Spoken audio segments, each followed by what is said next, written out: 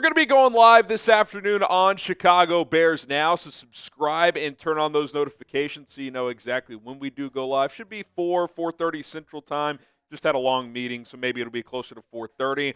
So stay tuned for that. And coming up next, the Bears keep making roster moves. We react here on Chicago Bears Now.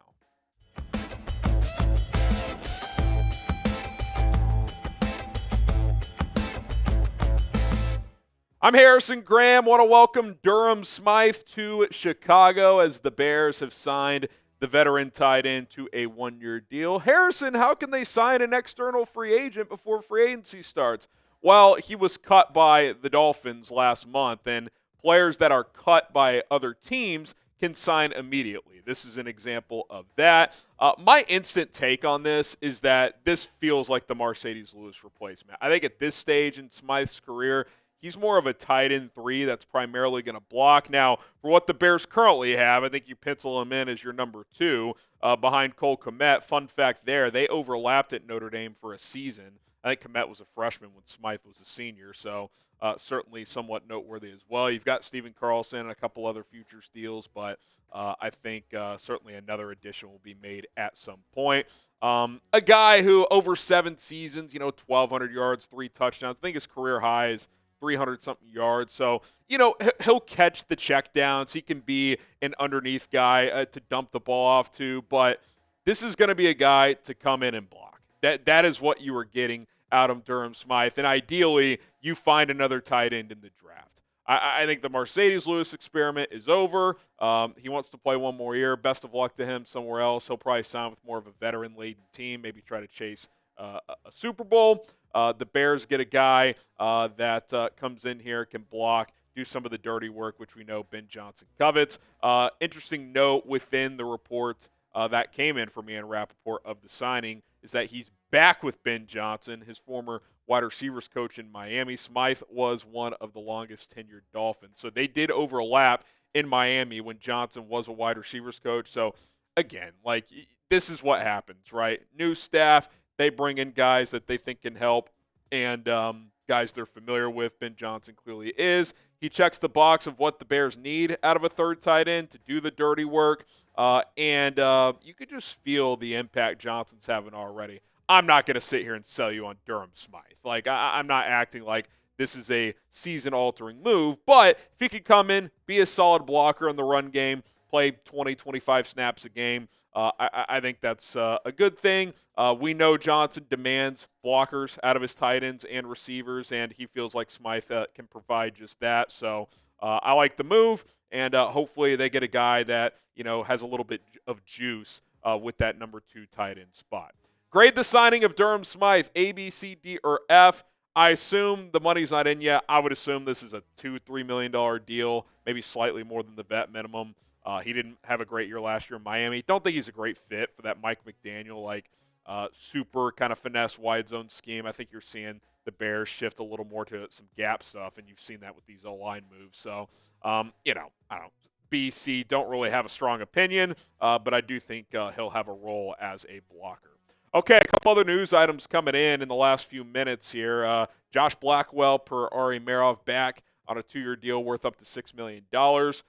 Which makes him one of the higher-paid special teamers in the NFL. He was going to be a restricted free agent, but both sides wanted to get a deal done. Per Merov, more thoughts on Blackwell in a second. Mike Garafolo also came in with this. The Bears are re-signing linebacker, special teamer Eamon Ogbongbemiga, as Dan Wiederer, want to give him love, reported as well. 2 years, $5 million. Amen, deal done. Hallelujah for Chicago. Nice touch there from Garafolo. Quick thoughts on both. Both are core special teamers, especially Blackwell. I mean, what a find by Ryan Poles in his first year as the GM.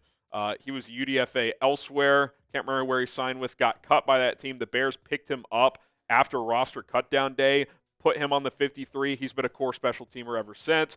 He's a pretty solid backup nickel as well, so if he has to play in a pinch, he can do that. The Bears don't beat the Packers last year without him, with that awesome trick play punt return. He's one of the best gunners on the team, so like to have him back. You need guys like that. As far as Ogbongbemiga goes, he's one of your better special teamers as well, and I do wonder, with Jack Sanborn not getting tendered Is he in play to be your third linebacker? I would hope not. I think he's more of a fourth linebacker, special teamer, but we'll see. Maybe Dennis Allen feels like in his scheme he can handle those third linebacker duties a little bit better than Jack Sanborn can, which I'd be surprised if that were the case. I think Sanborn's a solid player. Sad to see they didn't tender him. Maybe there's a scenario where he still returns, but that does not seem likely. So a couple of special teamers back in the fold. Coming up next is the edge market in free agency thinning out. An interesting report this morning. Want to talk about that before we get out of here. But first, let's show some love to our sponsor, Rocket Money. Listen, if you're looking to scale back on your spending, if you're looking to build your savings, if you are looking to just have that bank account grow, get going with Rocket Money right now, personal finance app that will help you find and cancel unwanted subscriptions, set budgets and stay on top of them, and just monitor your overall spending.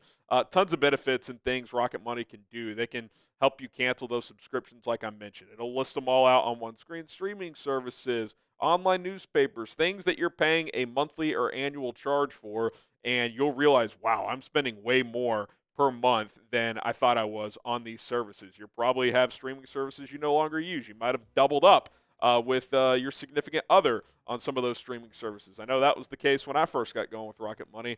My wife and I had each had an account for a couple of different things, so we were able to cancel one of those, save money, and all is well. Basic banking things, which I think it's better in the Rocket Money app than my normal banking app. Very easy to navigate. Get started today. RocketMoney.com/Bears now. Stop wasting money on things you don't use. They have saved customers $500 million in canceled subscriptions alone, including $740 per year for members if you use the full features of the app.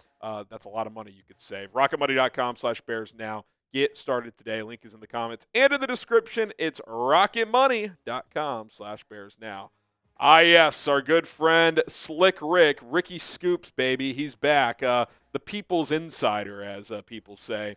He says, Mardi Gras is over and the Saints have agreed to an extension with Chase Young.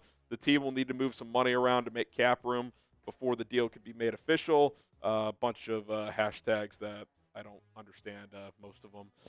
None of the big insiders have jumped on this yet, so we'll see. I will say, Ricky, if you guys follow him, has been on a heater with some of his scoops he's gotten. He was ahead of the game on the Crosby extension yesterday and a couple other moves that have happened the last week or so. So I think he's worth a follow. Until it's official, we'll still treat him as he's still out there. In terms of Chase Young, I do think if he were to hit the open market, he'd be a potential target for Dennis Allen and his defense because obviously he played in New Orleans last year and had a good year. I know he only had 5.5 sacks, but his 66 pressures was 7th in the NFL.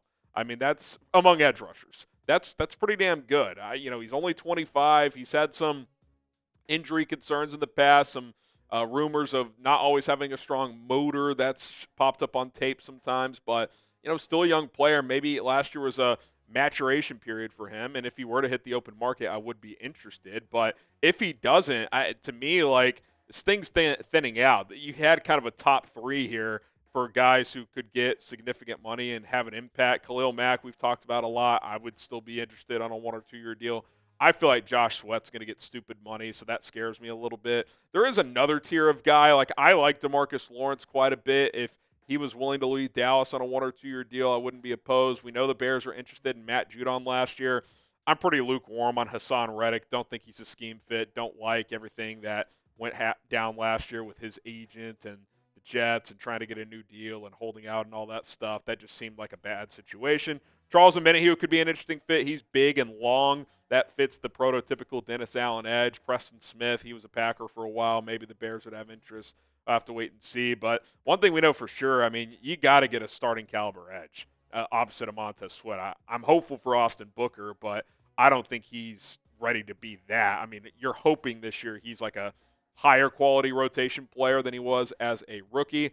The free agent options are they're thinning out. There's not a lot of guys you feel great about plugging in as a starter. I'd say anywhere from 2 to 4 or 5 guys, you'd be like, okay, that's at least a solid starter. Beyond that, to me, you're kind of looking at backup rotational pieces. Now, one guy did free up last night, Joey Bosa. He was cut by the Chargers on Wednesday night, freeing up $25 million for them.